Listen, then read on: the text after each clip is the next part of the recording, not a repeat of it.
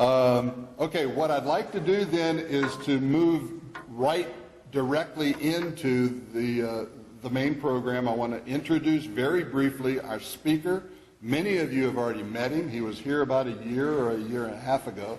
We met at that time over at the Hardesty Library. Some of you remember that. And he's back. Now, I learned just an hour ago that he comes to the States for a 90-day visa, and he does it surprisingly often. And so he's traveling. He's got 2 little ones at home. He's traveling the U.S. to arm us with the kind of information that we need in order to rescue our country from the freight train that it's on right now. I can't tell you how much of a debt of gratitude and obligation I feel to this guy. And if you've looked at those books, you know that they are footnoted like a textbook would need to be in college. And he did most of that research himself and personally. He was telling me stories about the libraries that he's gone in to prowl through. This is before the internet just popped everything up in front of you. He would prowl through these boxes of materials and find these little gems and photocopy them. And that's the level of research that Trevor has contributed to our world and to the freedom that we need to re-engage and recapture. He will tell you a little bit about himself, probably as much as we need to know. But you need to know that the books are for sale. I recommend them both. And I think that they ought to be on everybody's bookshelf. It's not necessarily something that you take to the beach with you. It's not beach reading necessarily. This is research information. If you want to know what the vetting criteria should have been for some of the people that are in leadership over us right now, this is the kind of resource that I can encourage you to take advantage of. So, without further ado, I'm going to introduce Trevor Loudon and give him a warm welcome and tell him how much we appreciate it.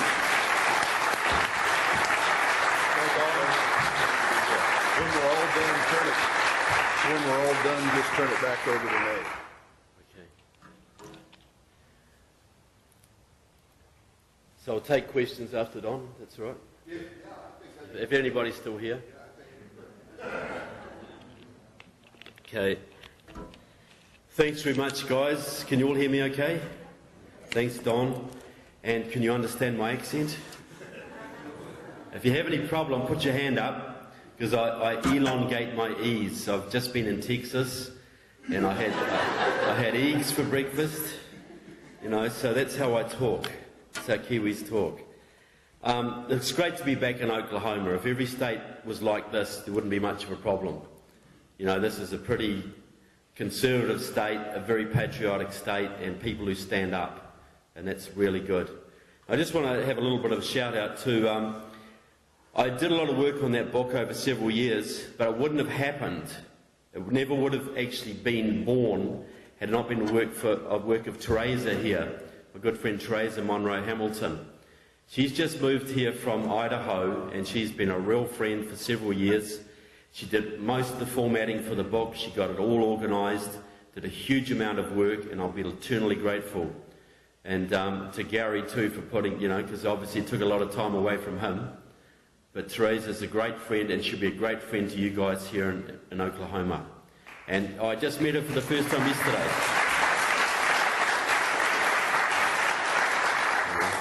She's a real champion. Well, the first thing everyone asks, they say, why do I care? Why do I care about what happens in this country? I live way down in the South Pacific, 12,000 miles away. I have a genuine southern accent. And why do I worry? Well, first reason, there's 2 reasons. The first is simple gratitude. My country was only saved in World War II from invasion by the Japanese by the huge sacrifice of your fathers and uncles and grandfathers in the battles of Guadalcanal and the Coral Sea and Midway. And that memory lingers strong in my country today. So thank you. The second reason is related, but it's more selfish. Ronald Reagan had it right. This is the last best hope for mankind. If freedom fails in the United States, if you lose your constitution and your liberty and your economy and your military superiority, if you go down, the Western world goes down. If that happens to you folks, the bad guys of this planet, I'm talking Russia, China, Iran, Cuba, Nicaragua, Venezuela, North Korea, and their crazed Islamic allies, will basically carve up this planet amongst themselves. Now, I get emails all the time. People say, hey, look, if things turn bad here, can I come and live in New Zealand? I could start a consultancy, an immigration consultancy. And I say, look, come down to New Zealand, you'll love it. You know, the scenery's great, the people are very friendly, the politics will drive you nuts, but it isn't a refuge. Nowhere is a refuge. Just 1,500 miles to the north of my country lies the beautiful Fijian Islands. Wonderful place, but the Chinese are now training the Fijian military. They're building big hydroelectric dams on the islands. Fiji is now a Chinese client state, and that's happening right through the South Pacific. Just a few months ago, a top Chinese general said to the Australian Minister of Defence publicly in a meeting in Beijing, he said, now is the time for Australia to choose. Do you stay under American protection or do you come under Chinese protection? And if you are smart, you'll choose China, because we are the growing power in the region. And that's the kind of protection that Tony Soprano would offer you. Now, you have allies all around the world, or you did. You saw how many lined up when Obama wanted to go into Syria. And I'm not saying you should be going to Syria, not at all, but you see where American prestige is going. You have allies all around the world, from Israel to Germany to Britain to Canada to South Korea to Japan to Australia, who are freaking out right now because they see that your president loves the bad guys more than he loves the good guys. That's causing huge instability.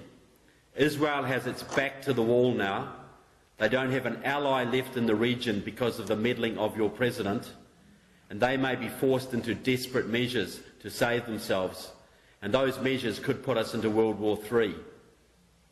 Japan, which was never supposed to rearm after World War II, is now rearming. But can you blame them?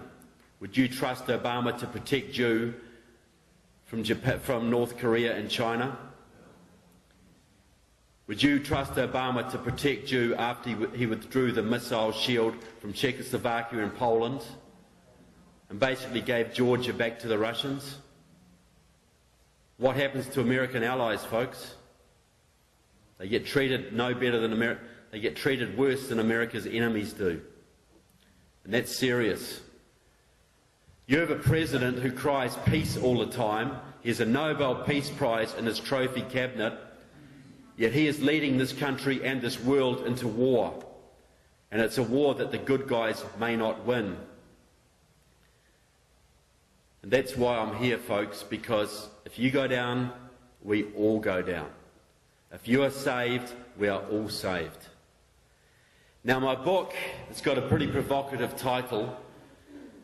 My first book was Barack Obama and the Enemies Within, 700 pages on Obama and his communist ties. I was the guy that first exposed the links between Obama and the communist Frank Marshall Davis. I exposed Van Jones, the communist green job czar, who was kicked out of the White House. That book was 700 pages, and I got sick of lugging that round the country, I can tell you. And I promised I'd make the book smaller, the next one, so it's less to confront. But I'll tell you what, as Teresa will tell you, the bloody commies just kept on coming. Okay, I didn't have the heart to leave them out. So, you know, they're there. There's 51 members of the House of Representatives and 14 senators profiled their communist ties, Marxist connections, and their ties to organisations who are opposed to America, who are allied to enemies of America.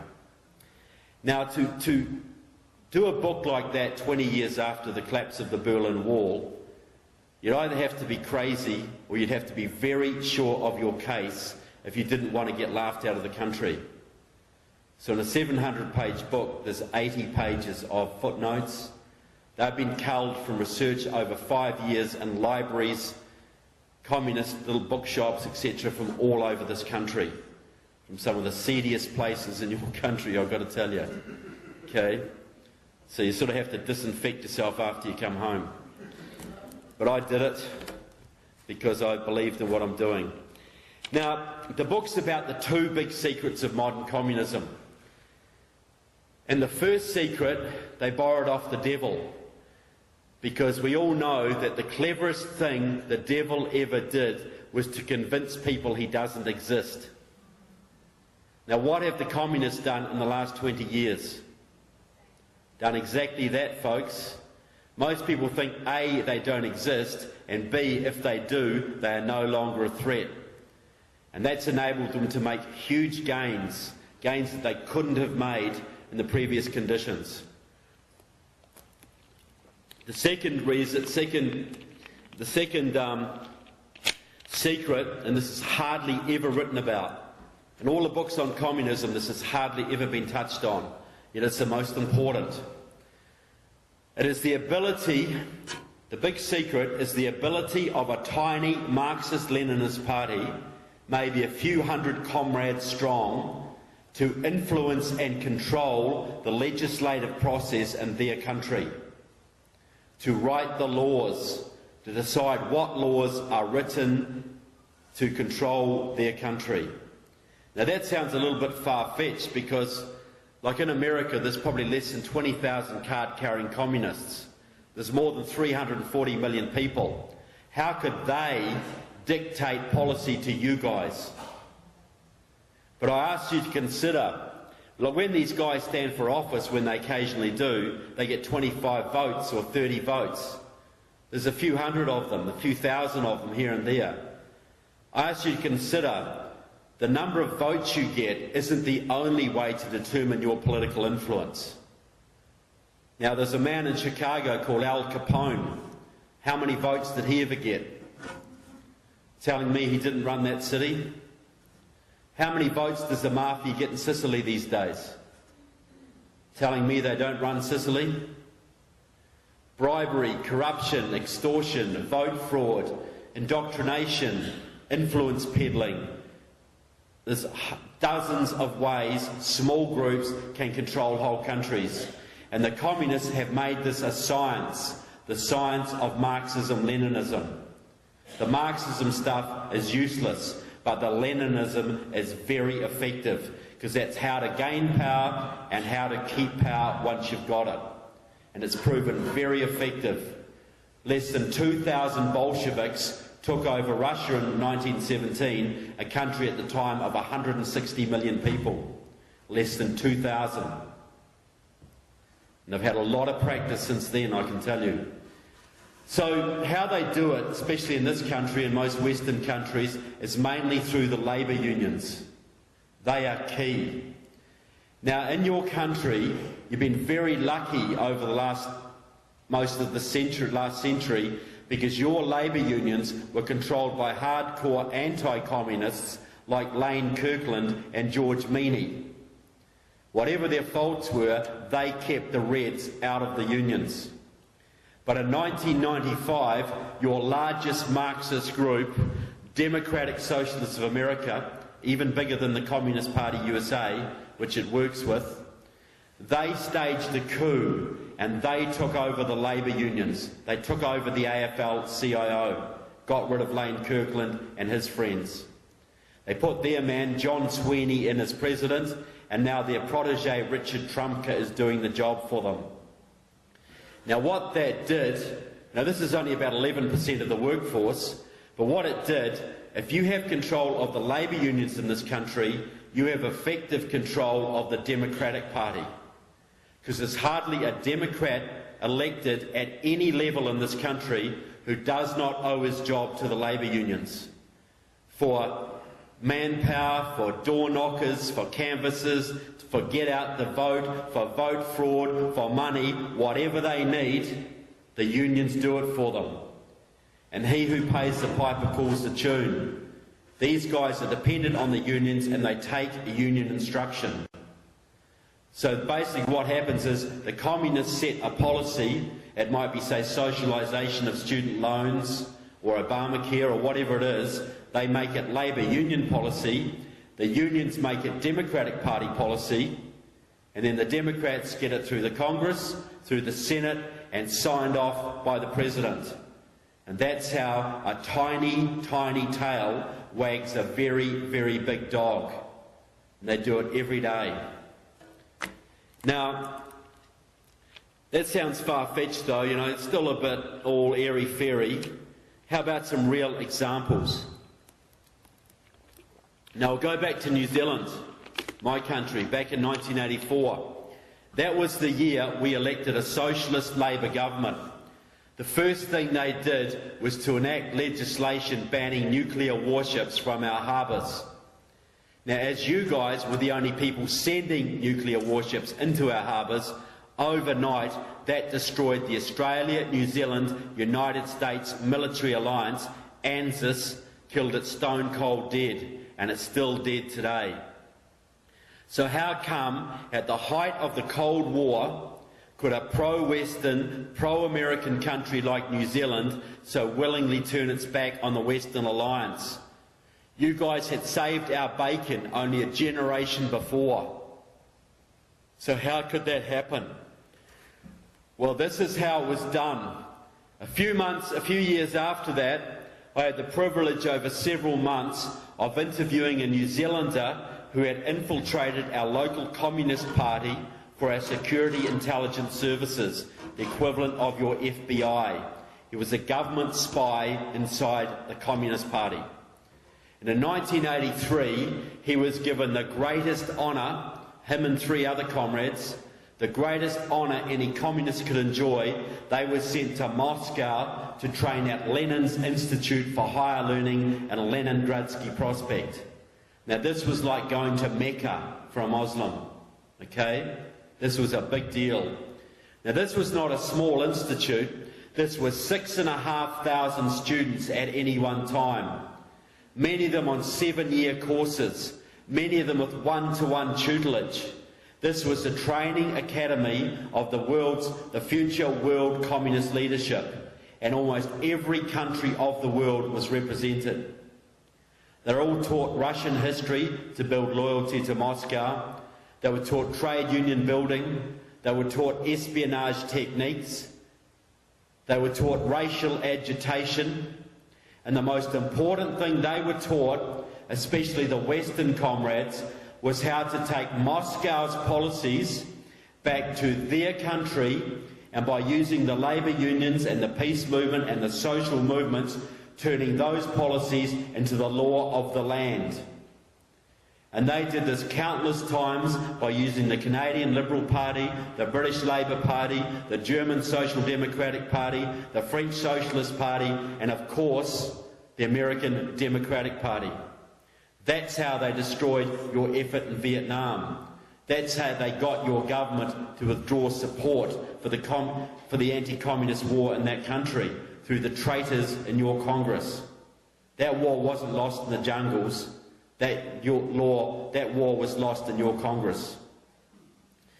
So, now this was the time of the massive anti-nuclear marches through Europe, right? There were hundreds of thousands of Europeans, ban the bomb, get America out of Europe, let's disband NATO, peace now. Hundreds of thousands marching through Europe with peace banners. And there was a real fear in some circles that NATO, the North Atlantic Treaty Organisation, which you guys are the linchpin of, might break up. And of course the Soviets were funding all of this and directing it because they wanted NATO destroyed, because that would give them control of Europe. And I just want to add that back in 1984, as in 2013, your military and your military alliances are Moscow's #1 target. then and now. Because they know if they can take your military out, Russia and China and Iran and all of their buddies can basically get whatever they want, which is basically everything. That is why Mr. Putin, that old KGB hand, even though he might be having a little tiff with Mr. Obama right now over Syria, but a little bit of a lover's tiff, that's why he loves Obama like a chocolate.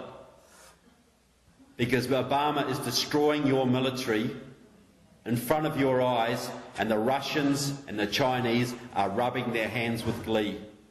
That's their number one priority. Now, so the Soviets, they had this big game going on in Europe, and they thought, well, okay, this is a big deal, we can push this through, but how about, we're chess players, we're subtle. How about we take another country outside of Europe, out of the Western Alliance, and use the example of that to spur on the destruction of NATO? So they picked on New Zealand because we're small, progressive, and the communists controlled our unions, our peace movement, and had heavily infiltrated our Labour Party. But they had a bit of an issue. They thought, well, we can't do the old anti-American trick like they do in Latin America, because New Zealanders love America. This has to be different. We're going to have to sell this differently. And when I say sell, I mean that. If you think American corporations are good at marketing, they got nothing on Moscow. When they want to target a country, they bring in all their experts, their historians, their psychologists, their slogan experts, their sociologists. They know every country in the world back to front. The sporting teams, the culture, the religious makeup, the history. They know what slogans will sell. They've had 80 years of doing this. So they thought, well, New Zealand, this has got to be a patriotic thing. This is a small country standing up. So they brought up some slogans. New Zealanders standing up for peace. Kiwis standing against the nuclear arms race. New Zealanders striking an independent foreign policy course. Worked it all out. These four comrades, four of them, went back to New Zealand, held secret meetings with the Labour Party, with the unions, the peace movement. They mounted a big campaign. In 6 months, legislation was in front of our Parliament. It was signed off, and our alliance with your country was dead. Moscow could not believe how quickly it went. They were overjoyed. Now I'll tell you, now that you know what my accent sounds like, if you're standing down at Disney World or something and you hear some Kiwis there, they all love to go there, say, hey, what do you think of that anti-nuclear stand back in 1984? How'd that go? I guarantee you, most of them will puff out their chests with pride, big, thump their chest and say, yeah, we did it. We stood up for peace. We were the mouse that roared. Be so proud of it. And hardly one of them in 4 million has any idea that those policies they so love were designed by the KGB at Lenin's Institute for Higher Learning. A whole country was suckered, and it's still suckered today. But could this happen in your country? Is it possible? If I'd said that 10 years ago, what would you have said? Probably not. Pretty hard to imagine in the Bush era, right? Okay, well, I'm going to give some examples. I want to start with a small one first. I want to tell a little story. Then I want to give an example. But tell me, are there any Vietnam veterans in the room? You say, well, thank you. I knew there'd be some. Well, this might make some people a little bit angry, this one. Now, a few months ago, your president had a meeting in Washington with the communist premier of Vietnam. And while he had that, he made some public statements, and one of them was a bit controversial on the conservative blogosphere. Obama said, it's well known that Ho Chi Minh, who was the communist leader of Vietnam during the war, was a big admirer of Thomas Jefferson and the American Constitution. Can you believe that one? Well, there's an element of truth in it in a sick sort of way. But the fact that Obama said this he would have known the backstory because he was mentored at the knee of the communist propagandist Frank Marshall Davis. He would have known this. This was sort of a nod, nod, wink, wink to the comrades. Yeah, don't worry, I'm on your side. So what the real story was this. Ho Chi Minh, who was a 20-year veteran of the Communist Party, blood of thousands on his hands, a hardcore Stalinist, trained at the Lenin School, was leading communist guerrillas during World War II against the Japanese, just like they did in China. Now your OSS, your Office of Strategic Services, the forerunner of your CIA, was working with the communists against the Japanese. And that was quite handy because the OSS was shot full of communists because they were deliberately recruited by Wild Bill Donovan, the man who set it up, because he got people out of the Abraham Lincoln Brigades, the American communists who fought on the side of Stalin in the Spanish Civil War, because he wanted people with European military experience for his new organisation. And they were never cleaned out, not fully, so your CIA was penetrated from day one. And also note the name. The American comrades didn't go to Spain as the Karl Marx Brigade or the Vladimir Lenin Brigade or the Joseph Stalin Brigade. They were the Abraham Lincoln Brigade. Just as the communists had an Abraham Lincoln School in Chicago and a Jefferson School in New York. They loved to hide their revolution under the cloak of your revolution, just as your president does all the time. So, Ho Chi Minh and the OSS got rid of the Japanese, but the next job was to get rid of the French colonialists who came back after the war, because it was a French colony. Now Ho Chi Minh thought, well, the Americans helped me against the Japanese, I'm going to get them to help me oust the French, because he knew FDR didn't like the French very much, and he even wrote letters asking FDR for military aid. And he knew he had to do this, he had to get American public opinion on board. And he couldn't do that if he went round spouting on about Vladimir Lenin and the dictatorship of the proletariat and Stalin and whatever. But he could do that if he went around the country talking about Thomas Jefferson and the American Constitution and the Bill of Rights. He got up in front of a huge rally in downtown Hanoi, OSS officers all around. I'm a huge fan of Thomas Jefferson. I support the American Constitution, the Bill of Rights. The American Constitution is the model for Vietnam's future. All designed to suck in FDR and American public opinion to support his revolution, his war against the French. FDR died. A real Democrat, a man named Harry Truman, became president. And Harry Truman was nowhere near as stupid. He wouldn't have a bar of Ho Chi Minh, told him to get lost. So Uncle Ho turned back to the Russians as he always had, and eventually the war started. But that's the backstory, folks. It was a scam. It was a scam designed to suck your country in. Now then Mr. Obama talked about another scam, because he talked about, this wasn't picked up, he said, in this meeting, he said, Americans have to get on board with repairing the damage done during the Vietnam War.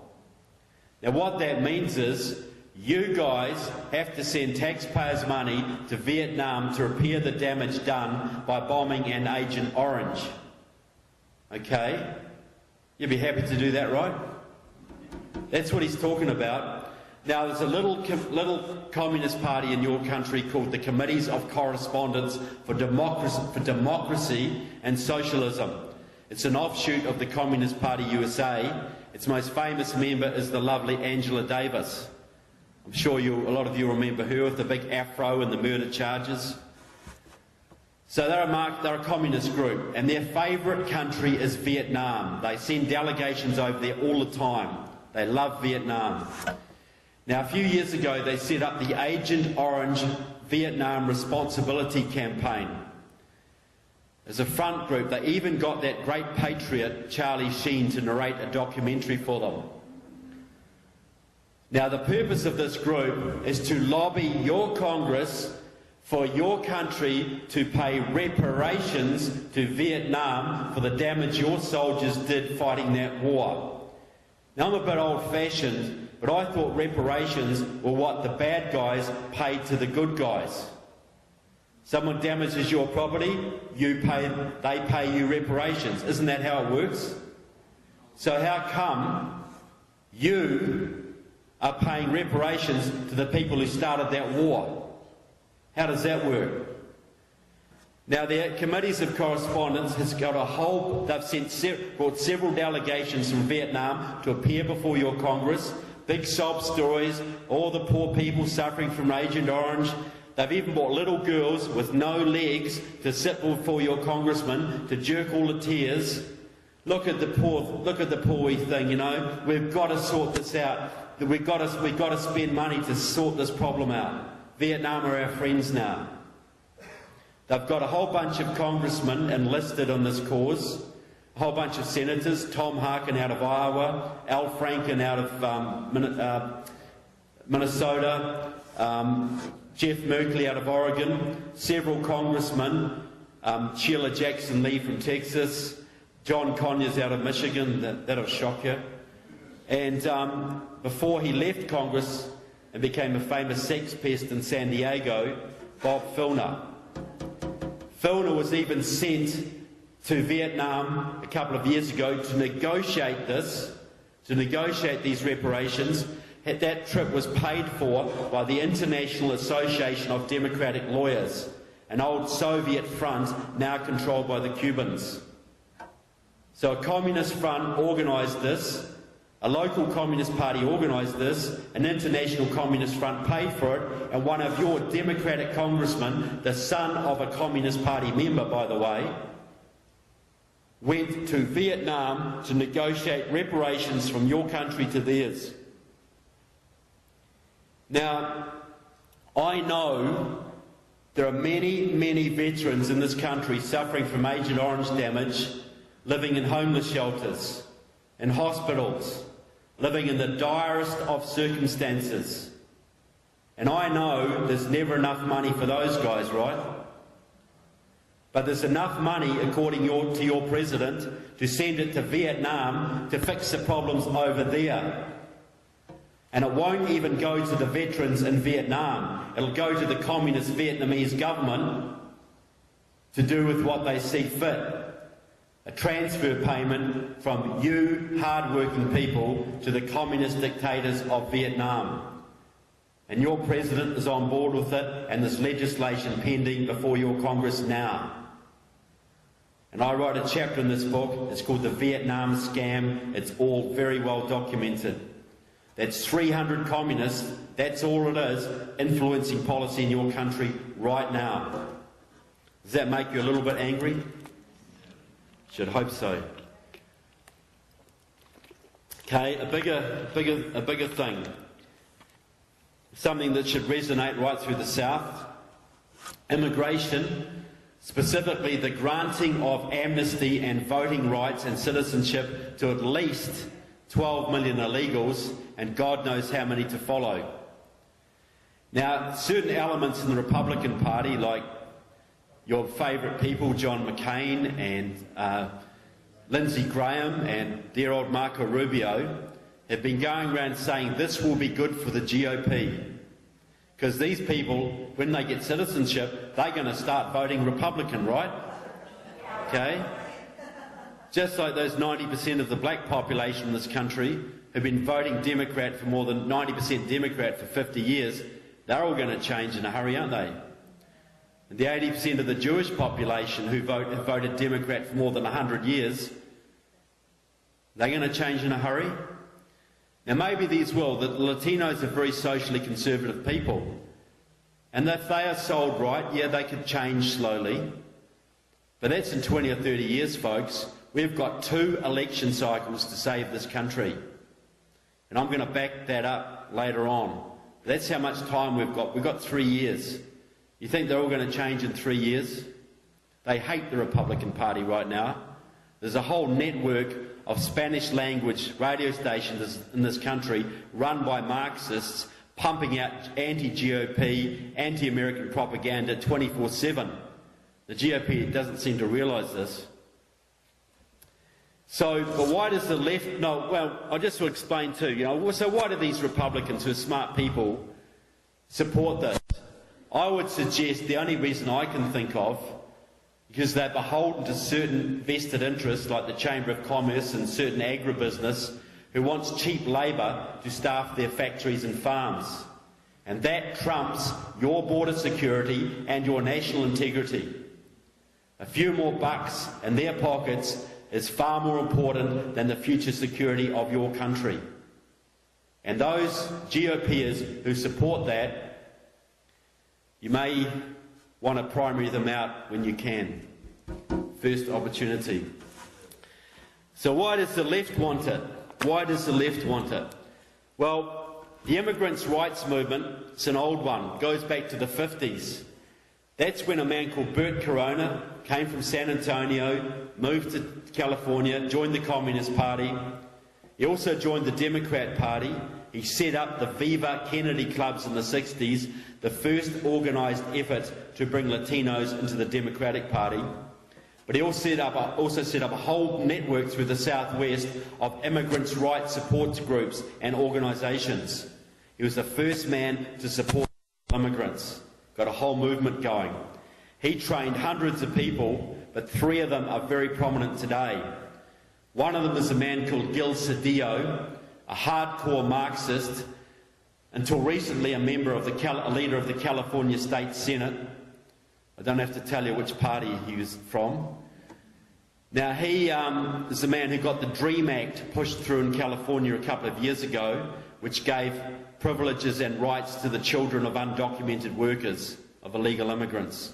Very important move. And as they say, how California goes, so goes the rest. They try it out there first. Another one is Antonio Villagrosa, another protege. He was trained by Corona, another hardcore Marxist, went to Cuba as a young man to cut sugarcane for Castro as a member of the Venceremos brigades, same as, all the Weatherman terrorists and all those people. Now, he was the man who made, basically as mayor of Los Angeles, he made LA a sanctuary city. He forbade the LAPD from enforcing immigration laws, and the illegals flooded in and changed the demographics and voting patterns of that city, and indeed all of Southern California. Third person, still with us now, is a woman called Maria Elena Durazo, the head of the California Labour Movement, another Marxist. She has led for more than 15 years now. She devised the plan to change California forever with massive union-driven Latino voting drives. She signed up hundreds of thousands of Latino voters, and they've got them to the polls, organised them, bussed them in, and they have changed the whole demographics and voting patterns of California. Now, California, which was once red-purple, is now solidly blue. Even Orange County, once the headquarters of the John Birch Society, the most conservative region in America, is now purple.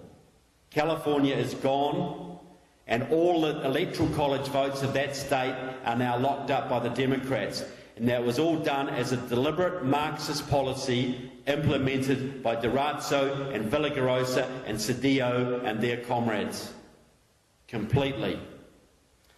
Now, out in Arizona, there was a man who died last year, a man called Lorenzo Torres, a very successful politician. I guarantee hardly any Arizonans have ever heard of him. He was the head of the Communist Party USA's Latino Commission, and his job was to coordinate immigrants' rights support networks all through the Southwest, from Texas to California, New Mexico to Nevada, Colorado, the whole lot. He was also organising big Latino voting drives and campaigning, leading the campaigns against any attempt to crack down on illegal immigration. He led the charge against SB 70 in Arizona a couple of years ago. He was also the man that started the movement and nurtured the movement that got 3 Communist Party affiliated members elected to your Congress from Arizona. One of the reddest states in the Union, one of the most libertarian, has 3 Communist Party affiliated congressmen. Raul Grijalva, Ed Pastor and the freshman Kirsten Sinema, all Communist Party supporters, all in your Congress right now influencing policy, all done by Lorenzo Torres. There's a third man, a man called Eliseo Medina. He's very much with us now. He is the man that got the immigration bill before your Senate. He's the Executive Vice President of the SEIU Union, the largest union in your country and the one with the biggest Latino membership.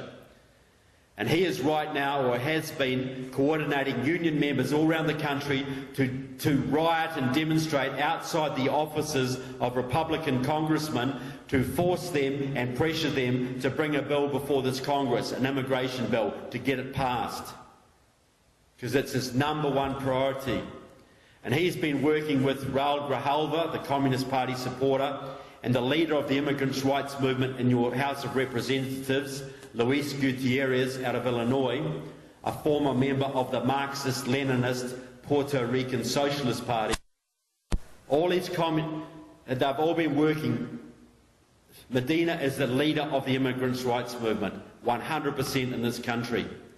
He's also a former member of Obama's Latino Advisory Committee, a big-time member of Democratic Socialists of America, open supporter of the Communist Party USA. Now, to prove a point, which organisation in this country 20 years ago was the most hardcore anti-illegal immigration? Which organisation was constantly lobbying Congress to penalise any employer who employed illegal immigrants? Who was it? The AFL-CIO, the unions, because they saw that illegal immigrants were unfair competition for their members, and they would drive wages and conditions down. That was a logical standpoint from their point of view. Now today, which organisation is leading the charge for the legalisation of illegal immigrants? The AFL-CIO. So what's changed? Why was it bad for workers once and good for workers now? Well, the answer, it isn't. It was bad for workers then, it's bad for workers now, but the difference is, in 1995, the AFL-CIO was taken over by the Marxists.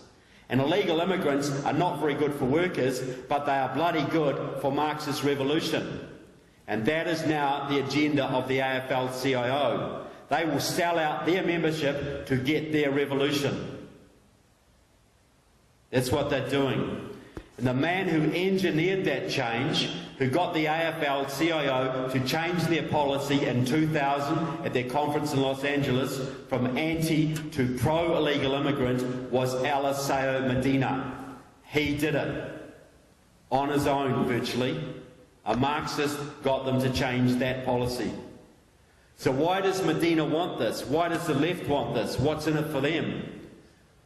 Of course, they do want more members, that's one thing, just as the Catholic Church has climbed on board to get more parishioners. That's all part of it, and the Chamber of Commerce jumps in to get more cheap labour. But the real driving force is the progressive movement. So why do they want it? Well, Eliseo Medina let the cat out of the bag at a meeting 2 years ago in Washington, D.C. It's all quoted in my book. Everything I say here is all in the book. And he said, he was talking to the progressive crowd, he said, the #1 priority for our movement, we have to get an immigration bill passed, we have to get amnesty and voting rights for at least 12 million undocumented workers. It's our #1 priority. And did he speak about compassion, or reuniting families, or reinvigorating the economy, or giving immigrants a break? Not a word. All he spoke about was the numbers. Because he said this, he said in 2008, Latinos went for Obama and progressive candidates by 80%. If we stand by these people and get them voting rights, they will stand with us. That will give us at least 8 million more votes for the Democratic Party. That will give us a governing majority, not just for the next couple of election cycles, but for the foreseeable future. A governing majority. In other words, a Democratic Party, one-party state. Think about it, folks. They've got California, right? Biggest state in the union. They are now gunning for Texas. That's their #1 priority, and you're not far behind. Because if they can get the Electoral College votes from California, which they have, and they get the Electoral College votes of Texas, which those illegals will give them, Texas will go blue. That will make it mathematically impossible for the Republicans to ever win another presidential election. Ever. And you've got these dumb, or should I say, treasonous Republicans who try and tell you this is good for their party. It's neither good for your party or good for your country at all. And those guys need to go. Post haste. So that's how small groups of Marxists are basically going to change your country forever if they're allowed to do it. There is no way that immigration bill can go through Congress. Because if it does, you are done. Now, another example. Anybody here ever heard of Obamacare? One or two of you? Good to see you keeping up. Okay, look, I know that Obamacare is not yet fully socialised healthcare or single payer, but we all know where it's going. Harry Reid admitted that not long ago, as has Jan Schakowsky and others. Now, why do the left want it so much, you know? Is it to give Auntie Mabel her knee operation, or give the guy in the homeless shelter some cover? It's all about power, folks.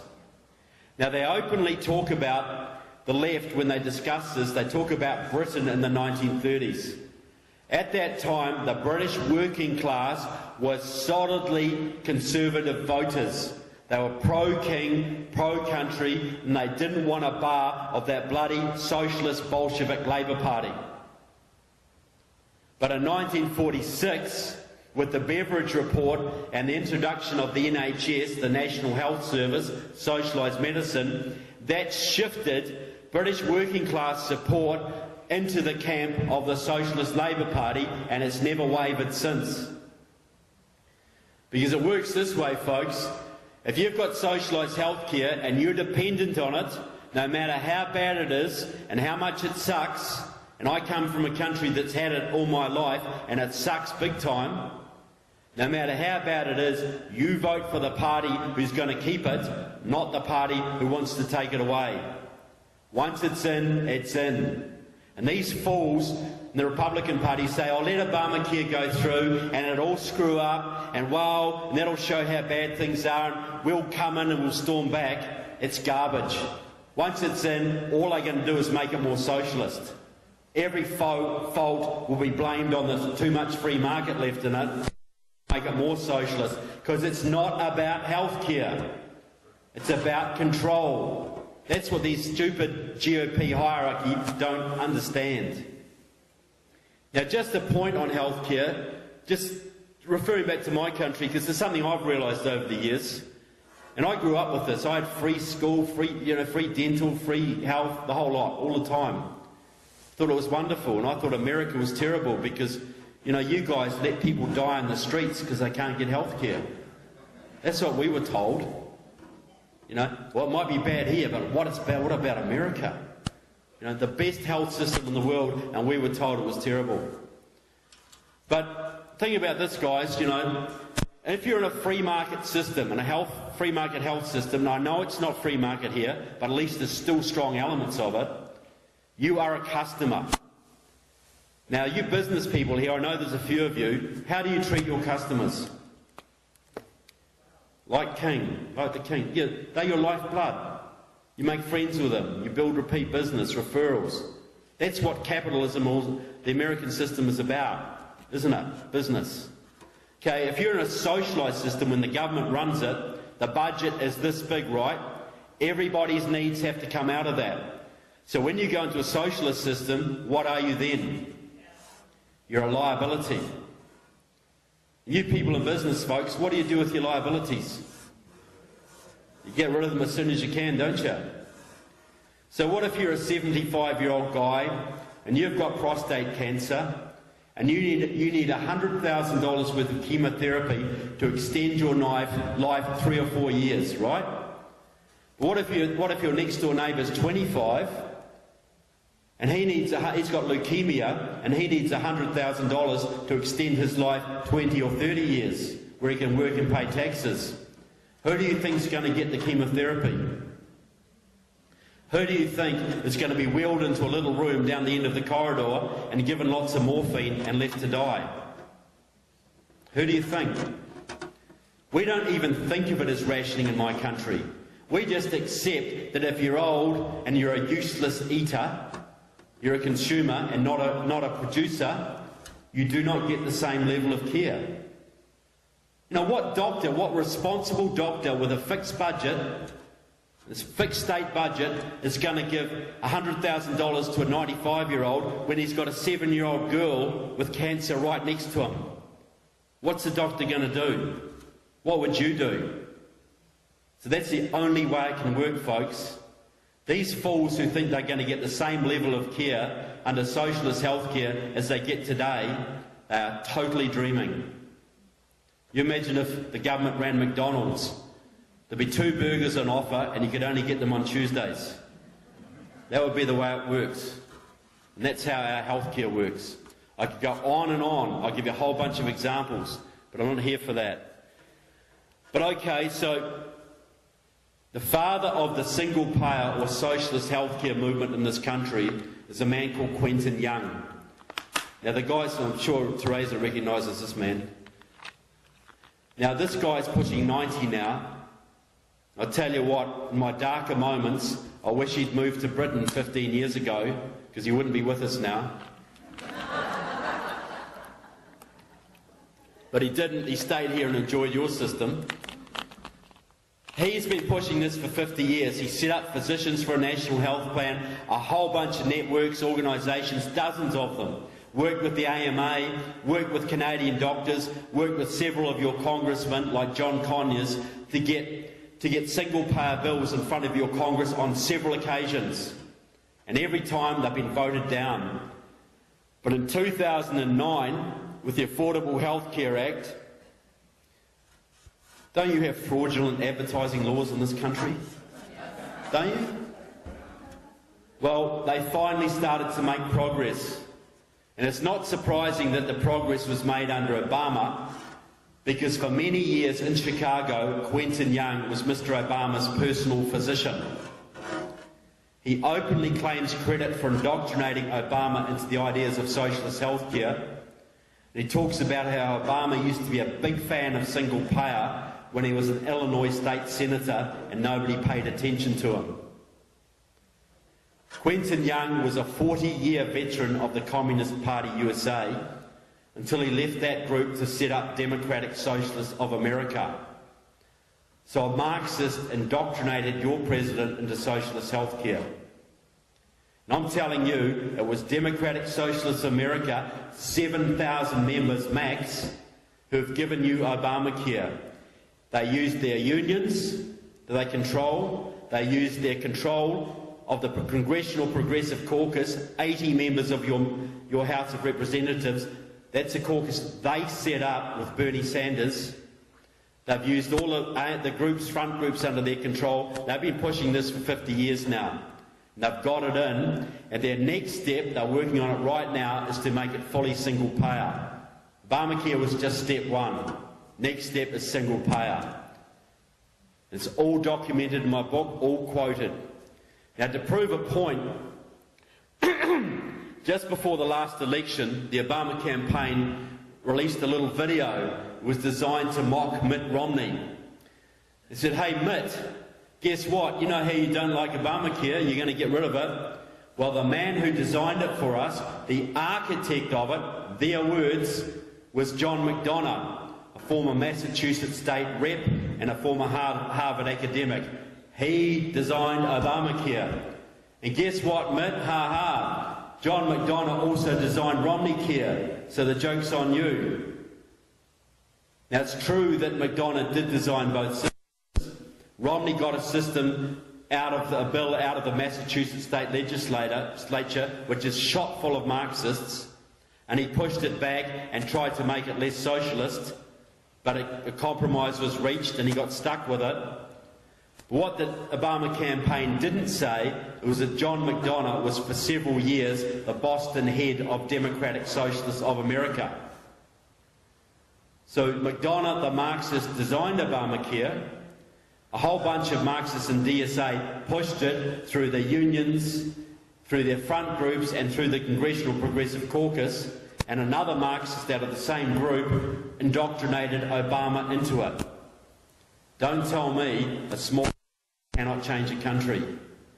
Those 7,000 people are about to give you to socialise your 1/6 and 1/4 of your economy and change your country forever. And they cannot be allowed to do it. Good on Ted Cruz for what he's doing, and he must defund Obamacare.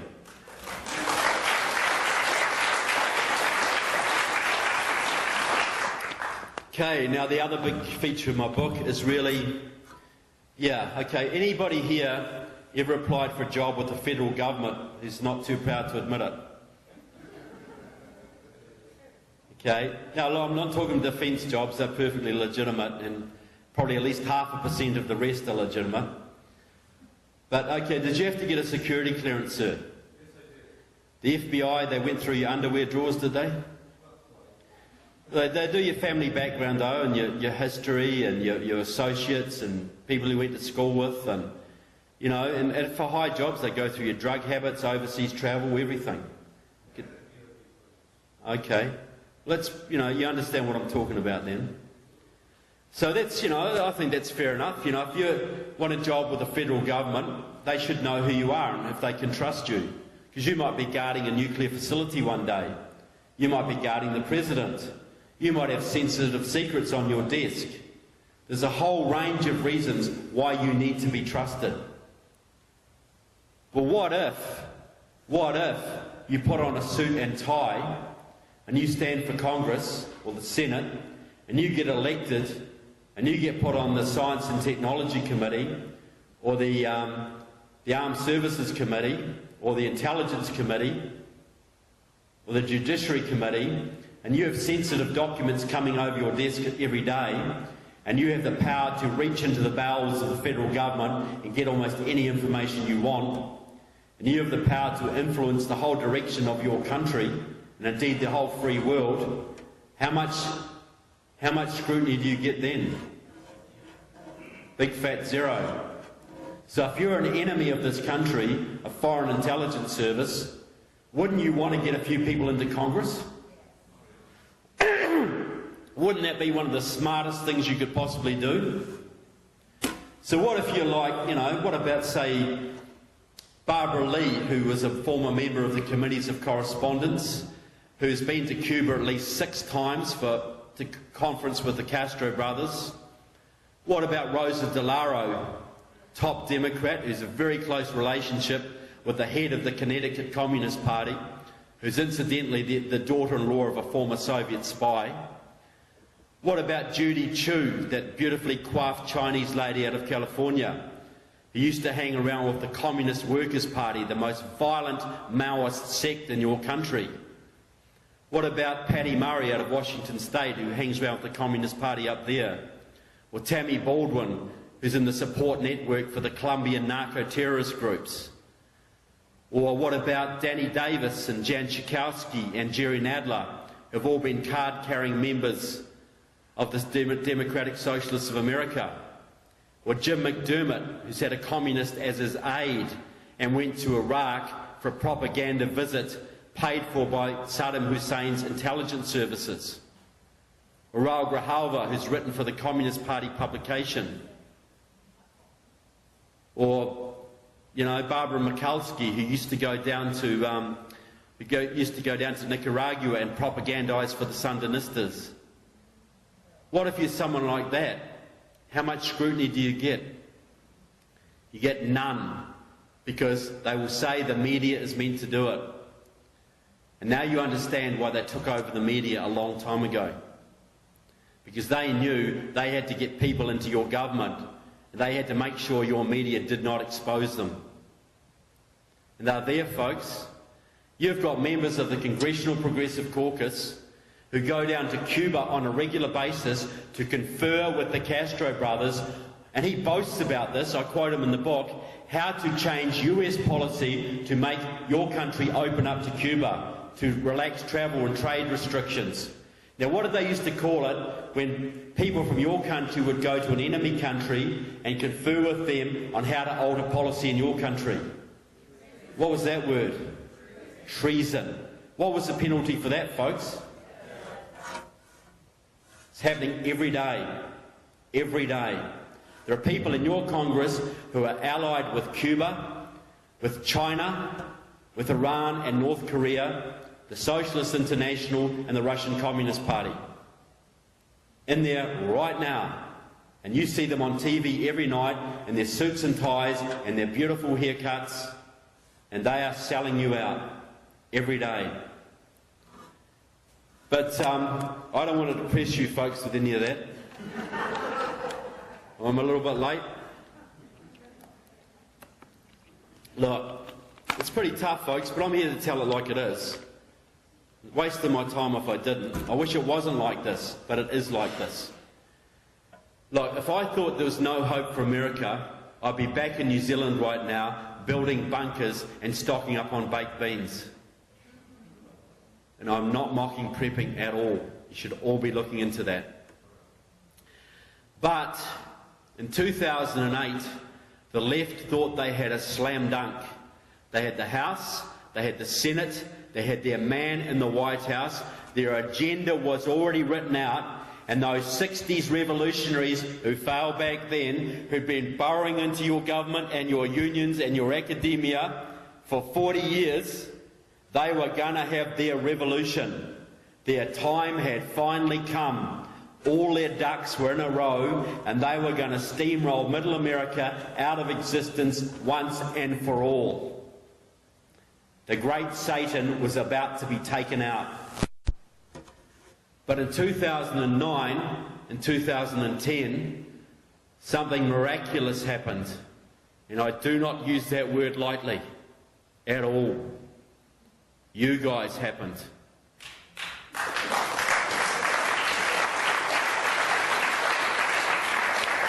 The 912s, Glenn Beck, the Tea Party, the patriotic resurgence.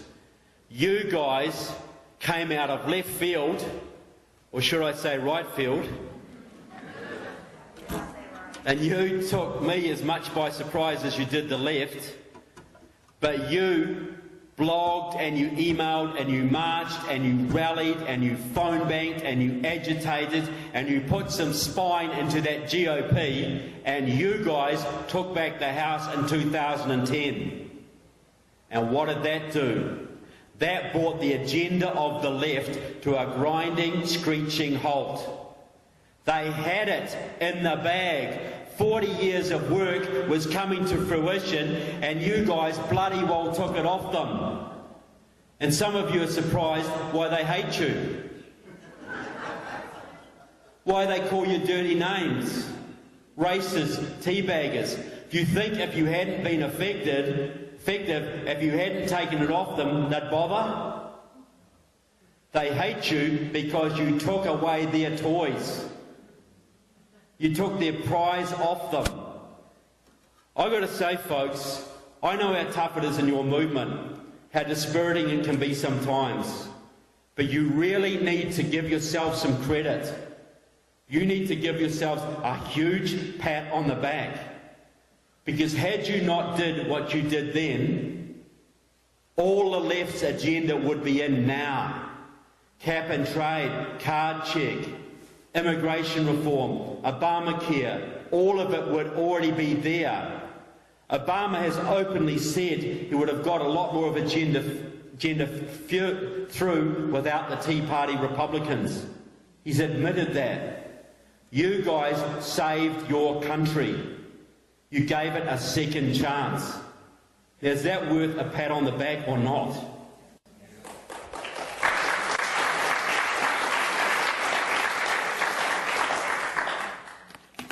I know it's hard, folks, and when you're in the struggle, it's hard to see your place in history. You think back to those first American revolutionaries, freezing to death in the snow, lost every battle, chased from state to state. Do you think they saw their place in history? Do you think they saw the amazing country they were creating? Do you think they saw what they were giving you? It's hard, guys, I know. But what you've done, you did that, but you've also kick-started the Second American Revolution. Because of you and Glenn Beck and the likes of you, there are more people in this country today who understand the Constitution and the Bill of Rights and the separation of powers and all those things that make your country exceptional. There are more people who understand that than any time in 100 years, I would say. I've been to more than 30 states out of the 57 in this union. Did you pick up on that? And I've addressed huge movements in the bluest states, New Jersey and Michigan and Massachusetts. There are people like you everywhere, folks, who care about the things you do.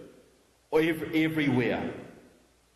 Now, so what you've done, you've started things off, you've sort of not marching the streets so much, but now you're in the school boards, you're in the county commissions, you're fighting back Agenda 21 and Common Core. And a big thing you've done is you've put spine in state legislatures all over this country. You've altered state legislatures. And we know this is not a unitary country. This is a federation of independent states.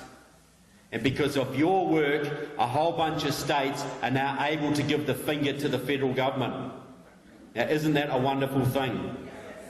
It's a great thing. So you need to look at the impact you've had. Because the left knows it. I read their publications all the time. I read what they say about you guys. A lot of it I wouldn't repeat here. They regard you as a serious threat. And we know the GOP old guard does. We sure do. But now I'm going to do something that is considered very bad manners usually.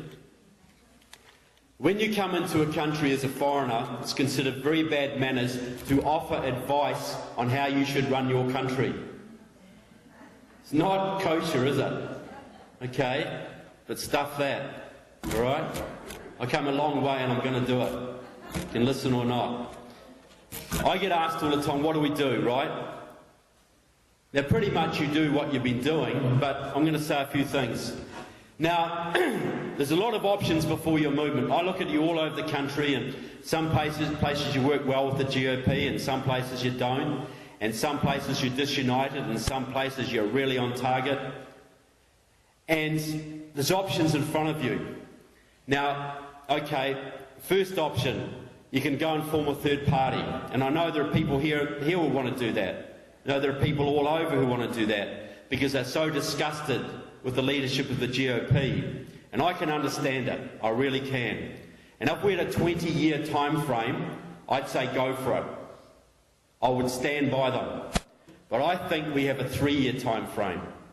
And I cannot see how that would be done successfully in 3 years. And I fear that what may happen is what happened with Ross Perot in '92. Splits the vote, the Liberals get back in, and your country's history. Okay? So that's one option. I think it's not the best option right now. The other option, you can get out of politics altogether. Play more golf, do more hunting, play more bridge, enjoy life, spend time with your grandchildren. Look after them while they're still free. Those first two options, in my opinion, will condemn your children to slavery. The third option is to concentrate only on local issues. Now, I'm not knocking the local issues, but that will also condemn your children to slavery. Because the big thing, it was like Nazi Germany. 1933, the Nazis got in because the two opposition parties who could have beaten them, the Nazis had 33% of the vote, the opposition could have combined and beat them, but they wouldn't do it. Too much ego involved. So the Nazis got in, and look what happened. The Democrats get back in again, folks, and they've got 8 million illegals up their sleeve. They're going to be even more arrogant than they are today. And they're just not going to send the IRS after you. The whole machinery of the state will come down on their enemies. And this will not be like France, folks. This will be on the way to Venezuela and Cuba. So realistically, there is only one organised force, like it or not, in this country that can stop the Democrats in the next election. That is the GOP. Now, I have no great regard for the GOP leadership, as I'm sure you've probably gathered by now. Okay? But they have a framework, a voting base, money, and some good people. Some good people. Now, to win the next election, to have any chance to counter the voter fraud, the union scams and whatever, you need every single element of your coalition. You need those young libertarian kids, the Ron Paul supporters, the people who vote for Gary Johnson, that 1%. You need them. You cannot afford to spurn them. You need the several million evangelical Christians who didn't bother to vote last time. You need the 2 million Republicans who didn't bother to vote last time. You need the fiscal conservatives, the social conservatives, the defence conservatives. You cannot afford to leave one element of your coalition behind. Now, to build a coalition like that, you need charisma. You need power. Now, think back to 1976, folks. There was a man called Ronald Reagan who came out of California. Now, he had a powerful message for this country, and the people who got behind him were very much like you, but they weren't as constitutionally aware as you. They were gut conservatives, but they saw a man who stood up for the country and stood up for what they believed in, and they flocked to the cause. And what did the GOP old guard say to him? What did they do? They hated his guts, absolutely despised him, and they fought him every inch of the way. And Gerald Ford just got the nomination. Ford went up against Carter. Carter won. And how did those Carter years work out for you, folks? Gas lines, Iran, rationing, lots of fun, weren't they? But the important point, the grassroots did not give up. They came back again in 1980, and they swept behind Reagan, and they forced that GOP to give them the candidate they wanted. They forced them, and Reagan swept the country. And anybody here going to tell me the Reagan years weren't better than the Carter years? He did so much good for this country, lifted the mood, stopped the slide. We all know that G. Bush got on his case. We know that he didn't do so well in the second term as the first, but he's still the greatest president in a very long time. I go around at airports and I wear my Reagan badge. And I've had 16-year-old girls with goth haircuts come up to me and say, "Wasn't he great?" How do you think I'd get on with the Gerald Ford badge?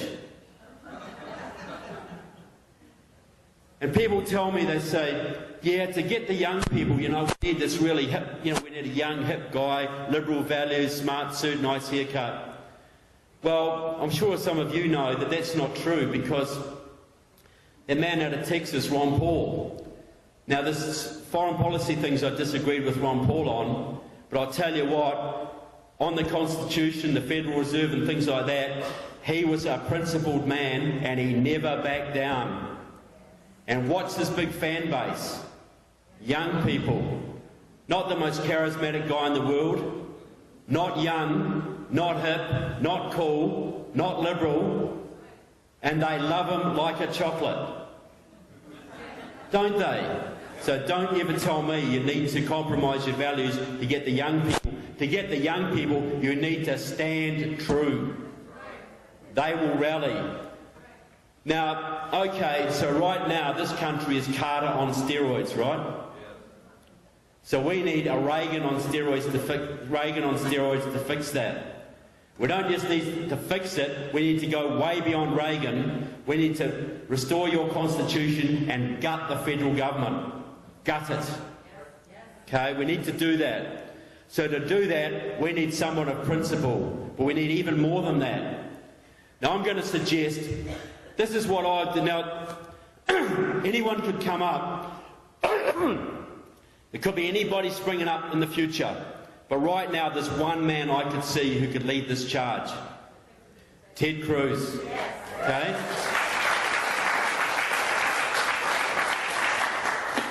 But you need more than that, folks. This is what I would do if I was Ted Cruz, and I'm going to write and suggest this. You need everybody, right? If I was Ted Cruz, I'd be going around all these groups right now, and I'd go to the Libertarians and the Ron Paul people and say, come behind me, back me, and Rand Paul will be the next Secretary of the Treasury. And he will audit the Federal Reserve, and if he finds what we suspect is going to be there, we'll abolish it. I think they would come across for that. Sarah Palin, Secretary of Energy. Drill, baby, drill. John Bolton, Secretary of State. Okay. Mike Lee, Secretary of Energy. Alan West, VP. And think about all those conservative Christians, the evangelical Christians who usually don't vote. What do they care about? Education, homeschooling, their children. You get someone like David Barton, Secretary of Education. That would get them voting, I guarantee it. Protect the homeschooling, abolish the Department of Education, abolish Common Core. Now you've got to get in early, folks. If Ted Cruz did that kind of thing and built that kind of coalition now, would you rally behind it? Is it an impossible dream? Would it change this country? That is what I'm suggesting, folks. You need to build your team, you need to unify, but every element of the team has to get something out of it. Every element. I'm telling you, this is a time for the big meaty issues. This is a time for national defence, for the Constitution, for the economy. National defence also includes gun rights, border security, the economy, deregulation, lower taxes and education. Those are the big four. And there's a lot of other important issues, folks, but if we could get real good positions on those, I think we could rally the whole coalition. And that's what we need to do to take this country back. It's not the time for infighting or division. We've got one chance to do this. We need to get now building for 2016, and we need to get that team assembled, and we need to get that leadership in place. Because if we don't do that, that bloody GOP will give you Jeb Bush or Chris Christie. And you will lose. And you will be toast. But if you guys do what the Reagan coalition did in 1980, you stay the course and come back, you can achieve the best team, the best leadership this country has seen for 200 years. Because it's all there and the base is there. That first American Revolution, folks, less than 10% of the population supported it, 40% supported the British, and less than 3% fought in it. You have got the largest base of true constitutionalists in this country you've had for decades. And you've got the leaders up there who can lead. You have to get behind them and put them in place now. Right now. So, you know, that is what I think could be done, or a variant of that. And it could change this country forever. And if you're thinking about, okay, do I do this or not, you know, I've got things to do. Well, you think about your kids, folks. Because this is going to be the first country, if you do nothing, where your kids are worse off than you were. And it's going to be a lot worse off, and your grandchildren even worse off. So this is a chance, folks. Now we all, we think it's tough now, but that first American Revolution, a bunch of farmers and lawyers and shopkeepers and blacksmiths, and I've got to say pastors, we know what we're talking about, Bible in one hand, long rifle in the other, united by an idea, took on the greatest military empire the world has ever known, and they beat them.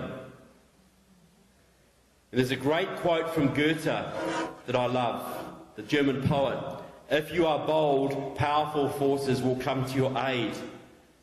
Well, we know in that revolution they were bold. They put everything on the line. And they were rich men, most of them. They didn't have to.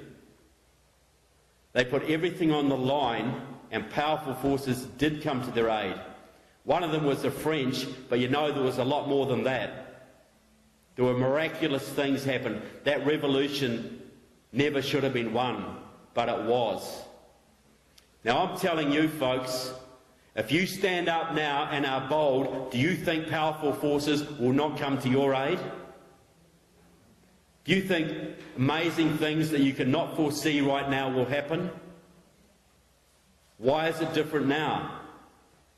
You know it will, folks, but you have to stand up and you have to be bold.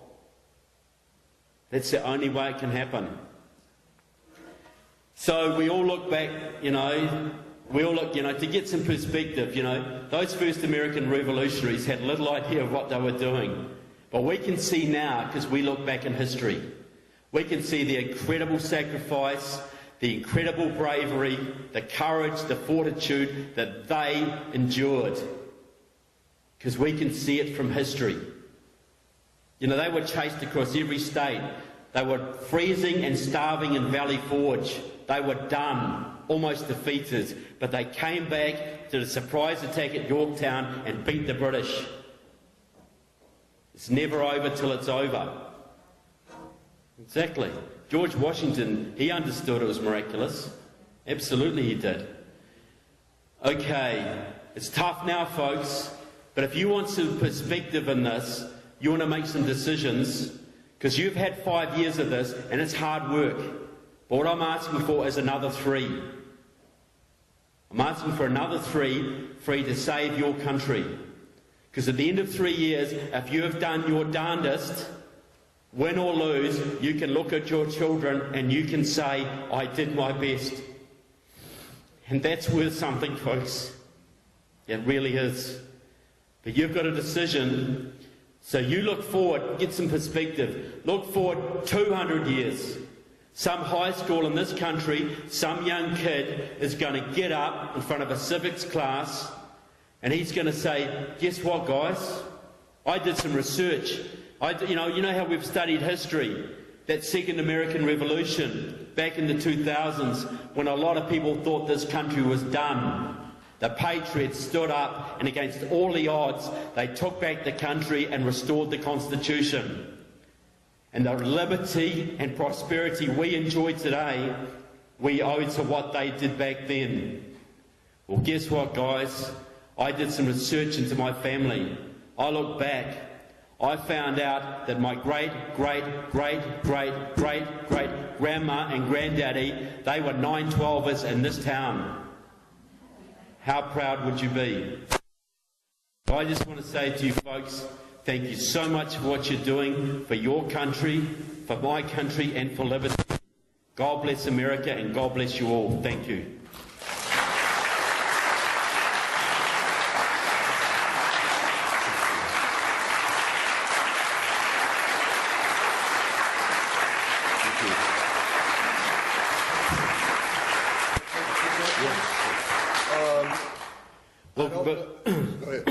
What's I going to say, before I take some questions, I just want to say that my cheque from the Koch brothers hasn't come through this month, as I'm sure yours hasn't either. And so my books fund my tours, right? That's what funds everything. And so support the cause. They're great reads and they're good reference works and they're worth every cent. I tour 90 days at a time. This is my 5th tour. This one's 90 days. If I stay 91, I get a free cell phone. Okay? But that's all I get. So please keep that in mind. Okay, and I'll sign them for free. But any questions? Did you? Oh, cool. Well, I'll be down there till later on. Yeah. Isn't it wonderful? Only in America. Thanks. Okay. How are you, ma'am? Thanks. Roger.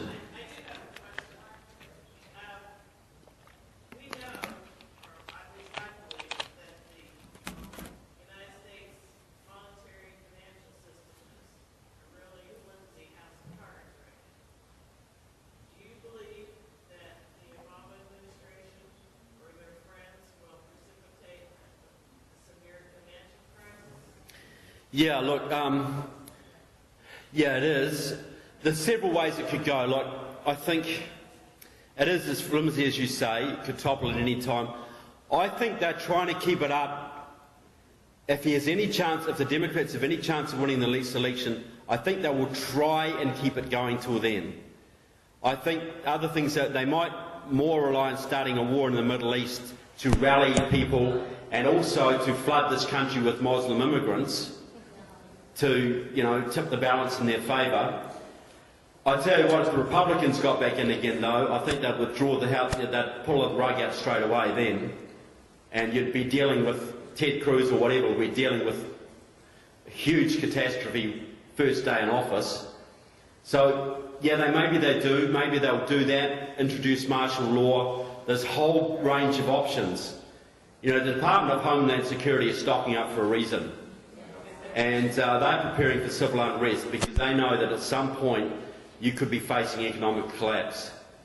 And that's why you people are so valuable, because you're such strong voices in your community. In those times of crisis, you can help people get together, stay together and keep them sane and rational. So they don't go off doing crazy things, provoking the government and whatever.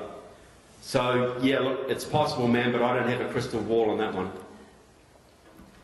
Yes, sir.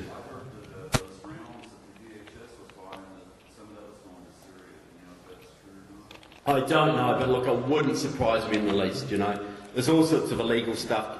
Obama just is back, he's pushing these Sunni regimes wherever he can. It's his hobby. That's what he's there to do. He doesn't give a damn about your country. Yes, ma'am. Oh no, this lady here first, then sorry.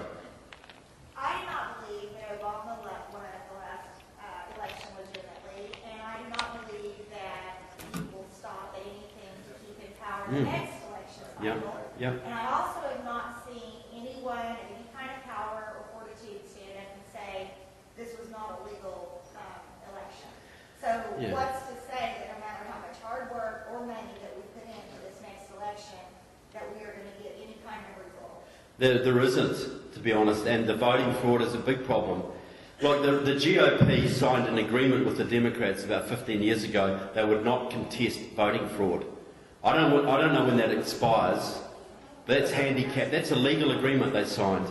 That's why, look, there are efforts like True the Vote, and a lot of this has been pushed back. It's a lot harder to do the voting fraud than it was in 2008. It was a little bit harder in 2012, and hopefully it'll be even harder again. But it will happen, you're quite right. That's why you need such a big coalition that you need to win by 5 or 10 points, not 1 or 2 points. Because the voting fraud margin they can push it out to 2 or 3. I don't think they could do 10, that would just be going too far. So that's why you have to win big. And but I take your problem, man, that they'll stop at nothing. This is war. This is war for the future of your country. But I'll tell you, and just another little point, because I've had people say to me, yeah, okay, I'm in the militia, and when it comes to push to shove, we're going to rise up and we're going to take these people out. We're going to have war in this country, and they think this is great. How many people would die? Millions of innocent people would die. Men, women and children. This wouldn't be old-fashioned war. This would be brutal and bloody. And if the government looked like it was losing, they would bring Russian and Chinese troops and Venezuelans and Cubans onto your soil, and they would have no compunction about shooting you guys. So that's why we've got to win this. We've got one more chance to win this peacefully, without big loss of life. And I think we've got to do every single thing and hang on to the slim chance we've got to try and win this. That's my philosophy. Yeah, well, I think your wife wanted to say something first. Yes? Yeah, and then she should get a go before you. Let me break in for just a second. I'm going to break in and then we'll resume questions, but we do have a bucket that we would like to pass, and this money, as we collect it, in addition to the sale of the books, will go as a love offering to Trevor. So if you want to help him in his mission, and believe me, he is on a mission, and if you want to get him going, talk to him about the UN next time. Yeah. But please be generous, and let's help Trevor continue the work that he's been doing. Thank you very much. It's a good point, because it all helps, definitely. A lot of air travel and things involved in this. But yes, ma'am.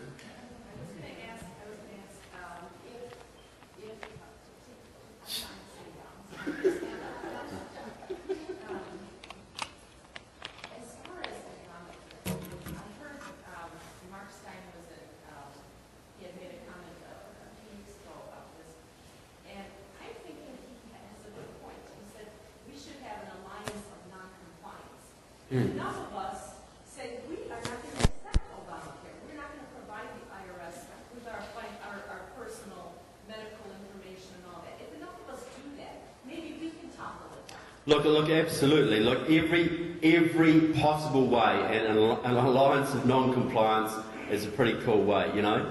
We've got to try and defund it. We've got to, every single way you can stop it.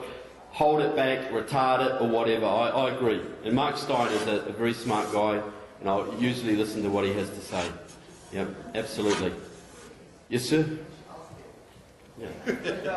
I mean, anybody who studied Marxism knows that they do require a bloody revolution, and they will not. Not always. But for the most part, they definitely come into power, and they also basically will not accept defeat. Sure. So this is a battle to the death, literally. Yeah.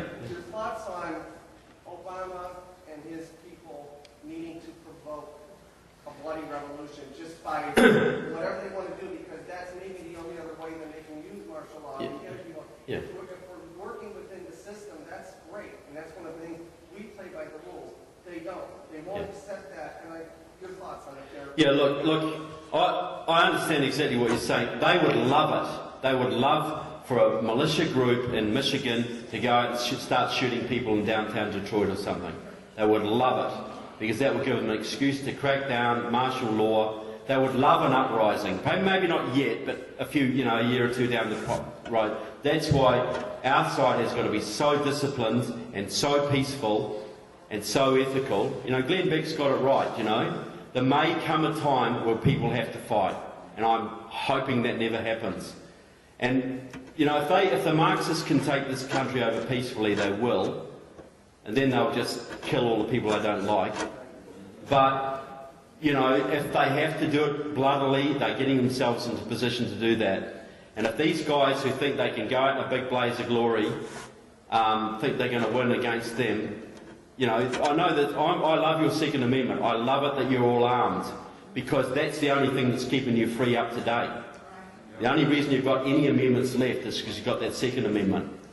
But we must do every single thing to win this peacefully. Every single thing. Because the consequences otherwise are just so horrific. Yes, ma'am? One is anybody in the Congress or Senate have your books? I know one or two do. I'd love somebody to get one to Jim Bridenstine, for instance. Yeah, he's great. Well, I know there's a few circulating around, but I'd love every GOP guy to get one, so at least they know who they're putting sitting on committees with, you know. I'm concerned about you. You're a threat to them, so are you careful? Yeah, but look, I've got two things that help me, but I'm reasonably well known, but, you know, that's something. And the fact that I hang around with the Tea Party groups, I know that every time I come into a room, there's a whole bunch of people that are armed. You know, so that's something. But look, I haven't got a security detail or anything like that.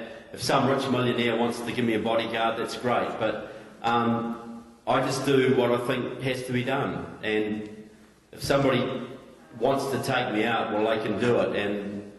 But tough, you know. You also have any of these people that you said should be the next people in line for us. Do you have their ear? No, not really. You know, I could reach most of them, I suppose, if I had to. But I really want it to come from you guys, you know. I'm going to write some articles. I did an article recently called How the Tea Party Can Save America and the World, a plea from New Zealand. And that went pretty viral around the groups. But I'm going, but Google that, How the Tea Party Can Save America and the World, Trevor Loudon. Tell me about your website, real quick. Yeah, trevorloudon.com.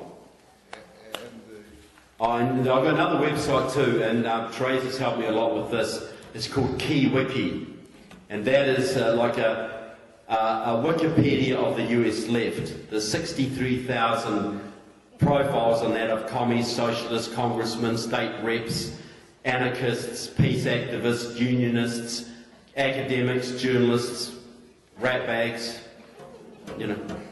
KeyWiki, Keywik. But you go to trevorloudon.com, but just Google How the Tea Party Can Save America and the World, a plea from New Zealand. It's been republished several times. And I'll do another one on the Dream Team, what I think Ted Cruz should do. Yes, sir. What about Ben Oh, Carson? well, take this one, then you, sir, then... Okay. Yep. Yes, sir? Yeah, you. Yep, you're the man. No, it's okay. You're so 100% right on that Bolshevik Revolution. I know a lot about that. But anyway, I went to that meeting last Saturday at Weinstein, where you went through, anybody there? You went through a metal detector. You placed all your stuff like in the courthouse because of the threats by the Christian Taliban. The Christian Taliban, like people like you. Yes, and of course he attacked Weinstein. And it is unbelievable that underground hatred on white Christian males. And I know wherewith I speak. And I've got 9 grandsons that live in the zip code, so I'm very concerned. 86 years old. By the way, can I say something real quick about the Bolshevik Revolution? I was acquainted with a Ralph Stacker up in St. Paul, a Jewish attorney in the 40s, 50s, and 60s. He was in Russia at the time of the Bolshevik Revolution. In his home, about 1916 or 1915, right around there, a czar guard came into their home before had taken over. He said his mother took a red-hot poker out of the fireplace and ran it through his stomach. And another thing that none of you know, the so-called, well, maybe I should quit while I'm winning. No, you tell us. Yeah. The group is too big. And by the way, I go way back. I mean, I'm from Orville Freedom's Committee, and I know what persecution is. And believe me, I really appreciate your optimism. But I'll tell you, our churches, and I'm a church man all of my life, dead in a doornail.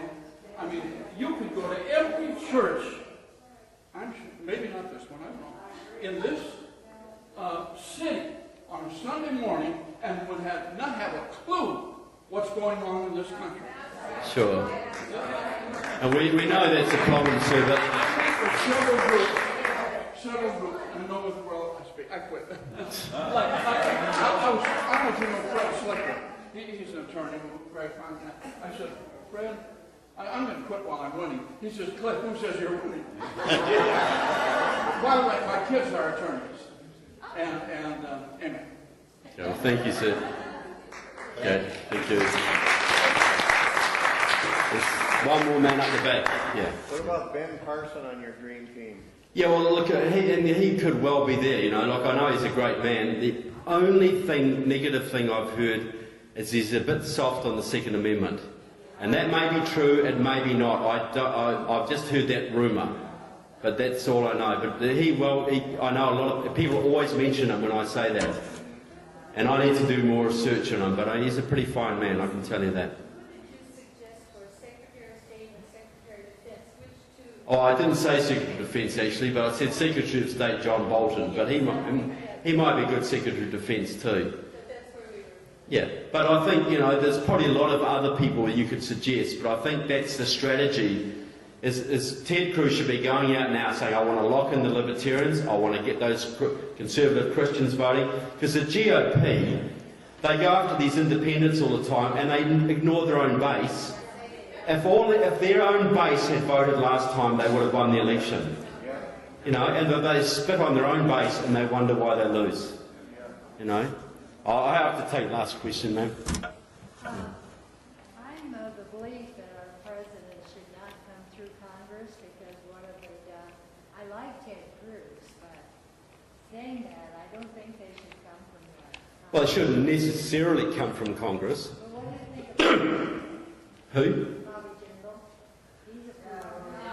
Oh, yeah, well, I think he's pretty good. I don't know if he's presidential material personally, but he might make a good Secretary of Commerce, or I'd like to see him in a position of influence.